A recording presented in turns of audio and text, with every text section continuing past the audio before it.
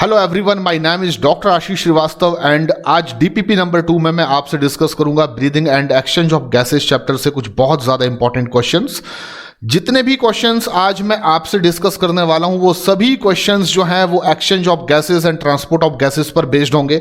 पहला क्वेश्चन मैं आपको यहां पर देने वाला हूं और इस क्वेश्चन को आपको केयरफुली पढ़ना है और इसके राइट आंसर को मुझे कमेंट बॉक्स पर लिखकर जरूर बताना है। पहले क्वेश्चन में आपसे क्या पूछा जा रहा है? पहले क्वेश्चन में आपसे पूछा जा रहा है what will be the partial pressure of oxygen and partial pressure of carbon dioxide in atmospheric air. अगर आप उसकी कंपैरिजन करते हैं एल्वियोलर एयर से, तो हम सभी जानते हैं कि partial pressure of oxygen and partial pressure of carbon dioxide को अगर हम कंपेयर करें, अगर मैं दोनों का कंपैरिजन करता हूं तो यहां पर मैं ले लेता हूं एटमॉस्फेयर और यहां पर मैं ले लेता हूं एल्वियोलाई।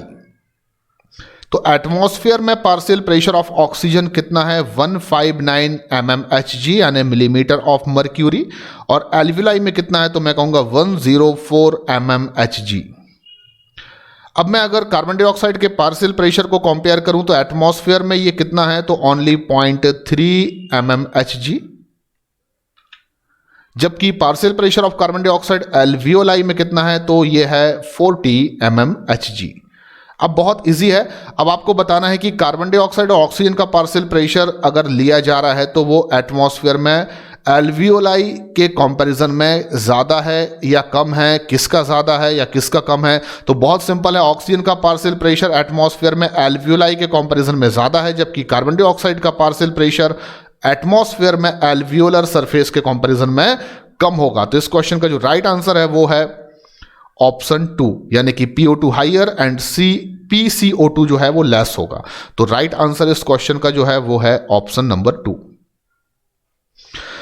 नेक्स्ट क्वेश्चन है what is the partial pressure of oxygen and carbon dioxide in atmospheric air. तो मैं जल्दी से यहां पर partial pressure of carbon dioxide और पार्शियल प्रेशर ऑफ ऑक्सीजन को ले लेता हूं और हमें केवल एटमॉस्फेयर में बताना है। तो ऑक्सीजन का पार्शियल प्रेशर एटमॉस्फेयर में है 159 mmHg एंड कार्बन डाइऑक्साइड का पार्शियल प्रेशर एटमॉस्फेयर में है ओनली 0.3 mmHg। तो यहां पर आप बहुत इजीली बता सकते हैं कि partial pressure of oxygen and carbon dioxide atmospheric air में कितना होगा। तो ऑप्शन ए यहां पर बिल्कुल करेक्ट है, क्योंकि इसमें लिखा हुआ है कि partial pressure of oxygen 159 mmHg and partial pressure of carbon dioxide 0.3 mmHg। तो इस क्वेश्चन का जो करेक्ट आंसर होगा वो ऑप्शन 1 होगा। नेक्स्ट क्वेश्चन है diffusion membrane is made up of which of the following layer. तो हम सभी जानते हैं कि एल्वियोलाई की वॉल और उसके क्लोज कांटेक्ट में जो ब्लड की वेसल्स या कैपिलरीज हैं, तो एल्वियोलर वॉल और ब्लड कैपिलरी की वॉल मिलकर डिफ्यूजन मेम्ब्रेन का फॉर्मेशन करती हैं। टोटल 3 लेयर्स हैं जो डिफ्यूजन मेम्ब्रेन्स को बनाती हैं। टोटल कितनी लेयर्स हैं? 3 लेयर्स हैं जो डिफ्यूजन मेम्ब्रेन्स को बनाती हैं। एल्वियोलर वॉल में इनर साइड पर स्क्वामस एपिथेलियल लाइनिंग होती है, जो कि एक लेयर है डिफ्यूजन मेम्ब्रेन की, स्क्वामस एपिथेलियल लाइनिंग। जबकि हम सभी जानते हैं कि एल्वियोलर वॉल में आउटसाइड पर एक नॉन सेलुलर बेसमेंट सबस्टेंसेस की लेयर होती है, जिसको आप बेसमेंट लेयर कह सकते हैं।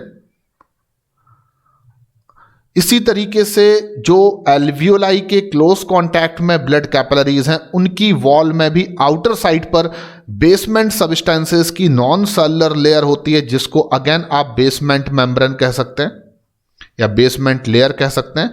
जबकि जो ब्लड कैपिलरीज हैं जो क्लोज कांटेक्ट में है एल्वियोलाई के, उनके अंदर की तरफ इनसाइड भी स्क्वामस एपिथेलियल की लाइनिंग होती है, लेकिन स्क्वामस एपिथेलियल की जो लाइनिंग ब्लड कैपिलरीज में इनसाइड पर है उसको एक स्पेसिफिक नाम दिया जाता है एंडोथीलियम।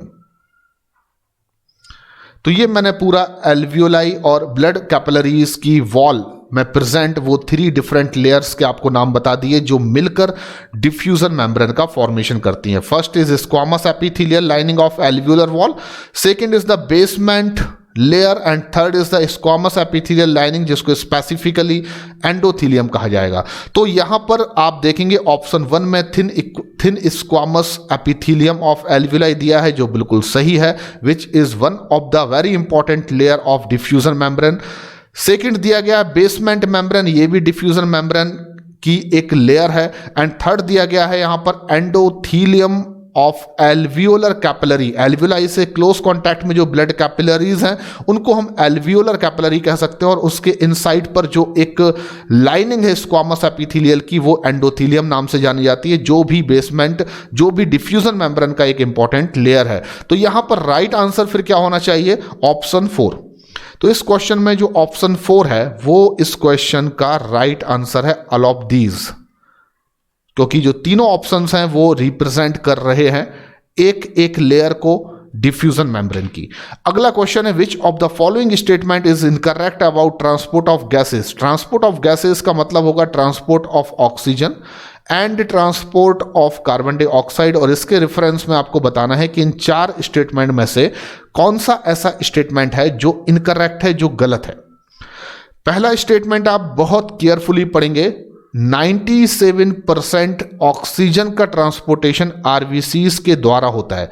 तो हम सभी जानते हैं कि 97% जो ऑक्सीजन है वो हीमोग्लोबिन के साथ बाइंड होकर ऑक्सी हीमोग्लोबिन का फॉर्मेशन करके ट्रांसपोर्टेड होती है from lung surface to tissue surface. और पहला स्टेटमेंट यहां पर क्या हो जाता है? सही। लेकिन आपको कैसे स्टेटमेंट को सिलेक्ट करना है? जो इनकरेक्ट स्टेटमेंट हो। सेकेंड स्टेटमेंट है 3% of oxygen is carried in dissolve state in the plasma.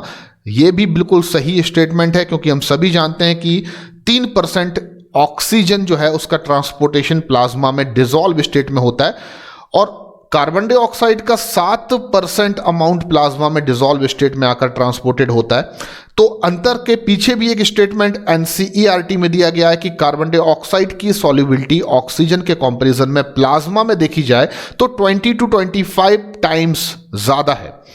तो ऑक्सीजन का केवल 3% ही अमाउंट डिसॉल्व स्टेट में ट्रांसपोर्टेड होता है प्लाज्मा में। थर्ड स्टेटमेंट यहां पर दिया जा रहा है 20 to 25% of carbon dioxide is transported by RBCs in the form of carb amino haemoglobin.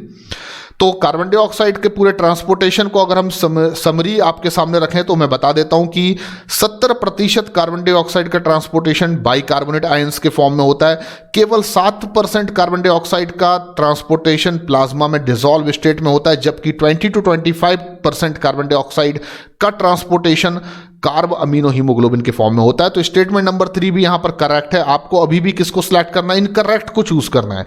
तो फोर्थ नंबर स्टेटमेंट है 70% carbon dioxide carried in dissolved state in plasma. तो ये स्टेटमेंट बिल्कुल गलत है। बिल्कुल गलत क्यों? क्योंकि 7% ही केवल कार्बन डाइऑक्साइड प्लाज्मा में डिसॉल्व स्टेट में आकर ट्रांसपोर्टेड होती है from the tissue surface to lung surface. 70% bicarbonate ions के फॉर्म में होती है। तो इस क्वेश्चन का जो राइट आंसर मैं दूंगा आपको वो होगा ऑप्शन नंबर 4। अगला क्वेश्चन है binding of oxygen with haemoglobin is primarily related to which of the following factor. तो जब भी मैं बात करूंगा कि हीमोग्लोबिन के साथ ऑक्सीजन की बाइंडिंग हो और ये बनाए ऑक्सी हीमोग्लोबिन, ये प्रोसेस कहां पर संपन्न होगी? लंग सरफेस पर या एल्वियोलर सरफेस पर। और इस प्रोसेस के लिए जो फैक्टर्स रिस्पॉन्सिबल हैं उनमें नंबर 1 ऑक्सीजन का पार्शियल प्रेशर हाई हो, कार्बन डाइऑक्साइड का पार्शियल प्रेशर लो हो, H पॉजिटिव आयंस का कंसंट्रेशन लो हो, टेम्परेचर जो है वो लो हो, pH जो है वो ज्यादा हो यानी कि अल्कलाइन। ये सभी वो फैक्टर्स हैं जो बहुत ज्यादा जरूरी हैं for association of oxygen with haemoglobin at lung surface और एल्वियोलर सरफेस। तो यहां पर मैं आपको अब इंपॉर्टेंट चीज बता देता हूं कि ये सभी फैक्टर बहुत इंपॉर्टेंट हैं, और जब आप ऑप्शंस पढ़ेंगे इस क्वेश्चन में तो ये सभी फैक्टर इस क्वेश्चन के ऑप्शंस में प्रेजेंट है। अब आपको सही ऑप्शन कैसे सिलेक्ट करना है ये देखना होगा। तो क्वेश्चन में पूछा जा रहा है कि प्राइमरीली, यानी कि प्राइमरीली का मतलब होगा मैनली, सबसे ज्यादा उपयोगी, सबसे ज्यादा इंपॉर्टेंट इनमें से कौन है। तो मैं कहूंगा अगर ऑक्सीजन का पार्शियल प्रेशर ही ज्यादा नहीं होगा, बाकी कंडीशन भले ही फेवरेबल हो, तो फिर कैसे हीमोग्लोबिन ऑक्सीजन के बिना ऑक्सीजन से एसोसिएट हो पाएगा। इसलिए जो प्राइमरी फैक्टर होगा that is the partial pressure of oxygen. इस क्वेश्चन का राइट आंसर भी यही होगा, यानी कि ऑप्शन नंबर 2 कि partial pressure of oxygen is primarily या मैन फैक्टर जो हीमोग्लोबिन की ऑक्सीजन के साथ एसोसिएशन के लिए जरूरी होगा। अगला क्वेश्चन है which of the following factor are favourable for formation of oxy haemoglobin. अभी मैंने आपको बताया कि अगर आप चाहते हैं कि हीमोग्लोबिन जो है वो लंग सरफेस या एल्वियोलर सरफेस पर ऑक्सीजन से बाइंड होकर ऑक्सी हीमोग्लोबिन का फॉर्मेशन करे, तो इसके लिए बहुत जरूरी है कि लंग सरफेस पर पार्शियल प्रेशर ऑफ ऑक्सीजन ज्यादा हो, high, partial pressure of carbon dioxide low हो, H पॉजिटिव आयन का कंसंट्रेशन लो हो, टेम्परेचर टिश्यू के कंपैरिजन में लो हो, pH यहां पर हाई हो, यानी कि अल्कलाइन। ये मैंने आपको अभी बताया है। तो अब मैं देख सकता हूं इस क्वेश्चन में 4 स्टेटमेंट्स हैं, उनमें से आपको यह बताना है कि कौन कौन से स्टेटमेंट जो हैं वो सही हैं। तो पहला स्टेटमेंट है high PO2 and low PCO2, that is exactly right. Less concentration of H positive ion and low temperature, ये भी बिल्कुल सही है। Low partial pressure of O2 and high CO2, ये गलत है। High H positive concentration and high temperature, ये भी बहुत गलत है, क्योंकि ये दोनों तो ऐसी कंडीशंस हैं जो ऑक्सीजन की हीमोग्लोबिन से टिश्यू साइट पर डिसोसिएशन के लिए फेवरेबल रिक्वायरमेंट्स हैं। तो पहले नंबर पर आप देखें कि आपको इस क्वेश्चन में क्या बताना है। आपको वो स्टेटमेंट यहां पर सिलेक्ट करने हैं और देखना है कि ऑप्शन में वो कहां दिए गए हैं जो फेवरेबल कंडीशंस को रिप्रेजेंट करते हैं for the formation of oxy haemoglobin. तो मैं कहूंगा इस क्वेश्चन का राइट आंसर होगा option 2। Option 2 is the right answer. अगला क्वेश्चन हम देखते हैं जल्दी से। Under which conditions will oxygen dissociation curve move toward right. जल्दी से मैं एक ऑक्सीजन डिसोसिएशन कर्व बना लेता हूं। ये मैंने एक ऑक्सीजन डिसोसिएशन कर्व बना लिया। इसके वर्टिकल एक्स एक्सिस पर हम क्या ले लेते हैं, परसेंटेज सैचुरेशन ऑफ HB यानी हीमोग्लोबिन विद ऑक्सीजन, एंड इसके y एक्सिस पर, हॉरिजॉन्टल एक्सिस पर क्या लेते हैं, partial pressure of oxygen. Oxygen dissociation curve एक ऐसा कर्व होता है जो रिलेशनशिप को ग्राफिकली रिप्रेजेंट करता है। किसके रिलेशनशिप को, कि पार्शियल प्रेशर ऑफ ऑक्सीजन और percentage saturation of haemoglobin with oxygen के बीच का संबंध क्या होगा। ये बहुत इंपॉर्टेंट कर्व होते हैं क्योंकि they are very very very helpful for the study की जो partial pressure of carbon dioxide है, H पॉजिटिव आयंस का कंसंट्रेशन और pH है, वो किस तरीके से हीमोग्लोबिन की ऑक्सीजन के साथ एसोसिएशन या डिसोसिएशन को अफेक्ट कर सकता है।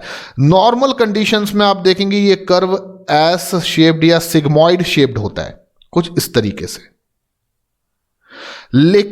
लेकिन अगर मैं कहूं कि ये जो कर्व है वो थोड़ा सा राइट डायरेक्शन में जाकर व्यवस्थापित हो रहा है, शिफ्ट हो रहा है, यानी कि अगर ये कर्व राइट में जाकर शिफ्ट होता है तो इसका मतलब क्या होगा मैं आपको बता दूं। अगर ये कर्व राइट में जाकर शिफ्टिंग करता है तो इसका मतलब होगा कि पार्शियल प्रेशर ऑफ ऑक्सीजन कम हो रहा होगा, partial pressure of carbon dioxide बढ़ रहा होगा, हाई हो रहा होगा, H पॉजिटिव आयन का कंसंट्रेशन इंक्रीज हो रहा होगा, हाई हो रहा होगा, एंड टेम्परेचर भी इंक्रीज हो रहा होगा, एंड pH एसिडिक हो रहा होगा। और ये सभी कंडीशंस आपको टिश्यू सरफेस पर देखने को मिलेंगी। दैट मीन्स कि अगर कभी भी oxygen dissociation curve right direction में शिफ्टिंग करता है तो इसका मतलब होगा कि ये इंडिकेट कर रहा है कि ऑक्सीजन का हीमोग्लोबिन से डिसोसिएशन हो रहा है टिश्यू सरफेस पर। तो मैं यहां पर कह सकता हूं कि ऐसा अगर होता है तो इसके लिए ऑक्सीजन का पार्शियल प्रेशर क्या होना चाहिए, लो, बिल्कुल सही है। हाई PCO2 ये भी सही है, H प्लस का कंसंट्रेशन हाई और हाई टेम्परेचर ये भी सही है। तो फिर मैं इस क्वेश्चन के राइट आंसर को क्या कह सकता हूं कि ऑप्शन जो 4 है वो राइट आंसर है, यानी ऑल ऑफ दीज, क्योंकि ये सभी वो फैक्टर्स हैं which are responsible for shifting of this curve in right direction. Tick mark the incorrect statement. चलिए 4 स्टेटमेंट है, आपको गलत को सिलेक्ट करना है, इनकरेक्ट यानी कि गलत। पहला स्टेटमेंट को ध्यान से पढ़िए।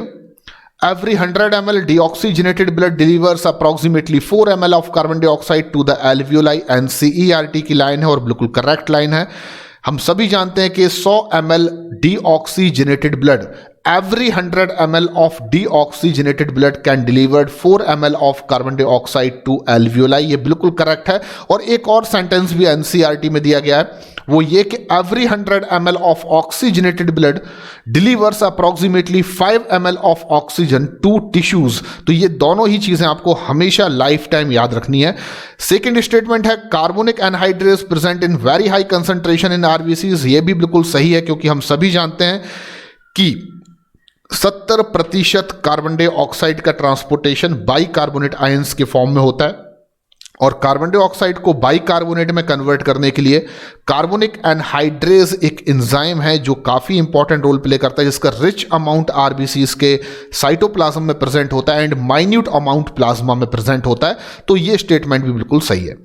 तीसरा स्टेटमेंट है high partial pressure of carbon dioxide and low partial pressure of oxygen in tissues help in binding of carbon dioxide. बिल्कुल करेक्ट स्टेटमेंट है। हम सभी जानते हैं कि टिश्यू सरफेस पर high partial pressure of CO2 and low partial pressure of oxygen along with high concentration of H positive ion, high temperature and low pH are favourable for formation of carb amino haemoglobin.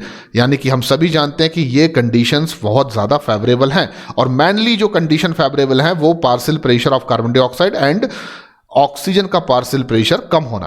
तो ये statement overall सही है। अब आपको देखना है चौथा statement क्या है। CO2 is carried in haemoglobin, यानी कि Hb प्लस CO2 से जो बनेगा HbCO2, उसको ये कह रहे हैं कार्बोक्सी हीमोग्लोबिन। तो भाई ये गलत कह रहे हैं।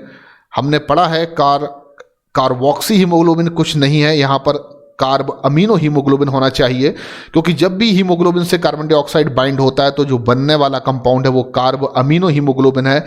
और इसके पीछे भी कंसेप्ट मैंने आपको बताया कि प्रत्येक हीमोग्लोबिन के मॉलिक्यूल में 4 हीम ग्रुप होते हैं।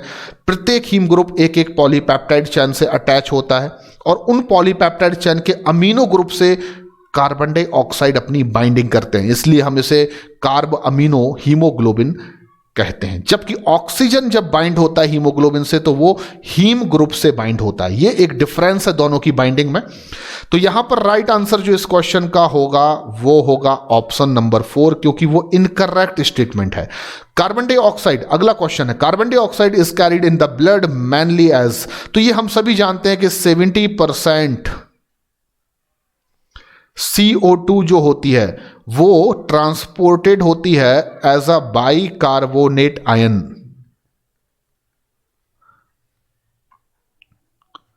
%70 CO2 का ट्रांसपोर्टेशन एज अ बाइकार्बोनेट होता है, लेकिन हमें कंफ्यूजन है कि वो बाइकार्बोनेट जो है वो सोडियम बाइकार्बोनेट होते हैं या पोटाशियम बाइकार्बोनेट होते हैं। तो सबसे पहले तो आप याद रखिए कि 2 यहां पर बिल्कुल गलत ऑप्शंस, उनको आप बिल्कुल एलिमिनेट कर सकते हैं।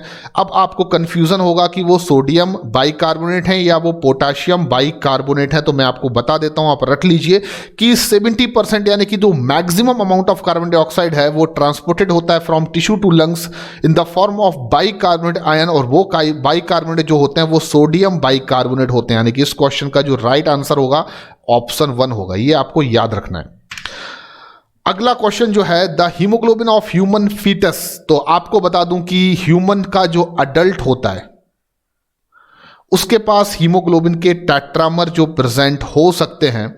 तो most of the human adult population haemoglobin का जो टेट्रामर रखती है उसको हम HbA1 कहते हैं, एंड कुछ बहुत कम ऐसे आपको ह्यूमंस मिलेंगे जिनमें हीमोग्लोबिन का टेट्रामर जो है वो HbA2 होगा, यानी कि ओनली 2% से 3%, ज़्यादा से ज़्यादा, और ये मैक्सिमम 98% तक। तो मैं कह सकता हूं मैक्सिमम ह्यूमन पॉपुलेशन में आप देखेंगे जो एडल्ट हीमोग्लोबिन का टेट्रामर है उसे हम HbA1 से रिप्रेजेंट करते हैं, लेकिन कुछ ऐसे ह्यूमन आपको मिलेंगे जिनमें हीमोग्लोबिन का टेट्रामर HbA2 से रिप्रेजेंट किया जाएगा। इतना समझ लीजिए। अब मैं आपको बताता हूं कि HbA1 में 2 अल्फा और 2 बीटा पॉलीपेप्टाइड चेन होती हैं, जबकि HbA2 जो कि बहुत कम पॉपुलेशन है जो HbA2 टेट्रामर रखती है, जिसमें 2 अल्फा और 2 डेल्टा पॉलीपेप्टाइड चेन प्रेजेंट होती हैं टेट्रामर में। लेकिन आपको बता दूं कि हम सभी जब फीटस थे यानी कि मदर की यूट्रस में जब थे, तो हमारे पास उस समय जो हीमोग्लोबिन प्रेजेंट था उसके टेट्रामर को हम HbF कहेंगे, यानी कि फीटल हीमोग्लोबिन। एंड फीटस या फीटल हीमोग्लोबिन की खासियत होती है कि इसमें 2 अल्फा के साथ 2 गामा पॉलीपेप्टाइड चेन प्रेजेंट होती हैं। ये आप याद रखिए। गामा की प्रेजेंस होने की वजह से जो HbF होता है उसकी ऑक्सीजन बाइंडिंग एफिनिटी जो है वो एडल्ट के किसी भी हीमोग्लोबिन टेट्रामर के कंपैरिजन में हाईयर होती है, यानी कि HbF की ऑक्सीजन बाइंडिंग एफिनिटी ज्यादा होती है बाकी किसी भी टेट्रामर के कंपैरिजन में। कारण है उसके पीछे कंसेप्ट है, तभी तो फीटस मदर की यूट्रस में रहते हुए मदर के ऑक्सीजनेटेड ब्लड से ऑक्सीजन को सफिशिएंट अमाउंट में बाइंड कर सकते हैं, अदरवाइज उनको बड़ी प्रॉब्लम का सामना करना होता। तो इस क्वेश्चन का जो राइट आंसर है बिना डाउट के आपको बता देता हूं, ऑप्शन 1 है, यानी कि जो फीटल हीमोग्लोबिन होता है उसकी oxygen binding affinity adult haemoglobin के कंपैरिजन में ज्यादा होती है। तो सभी 10 क्वेश्चंस को आपने एंजॉय किया होगा, सभी 10 क्वेश्चंस के राइट आंसर भी आपसे जरूर बने होंगे।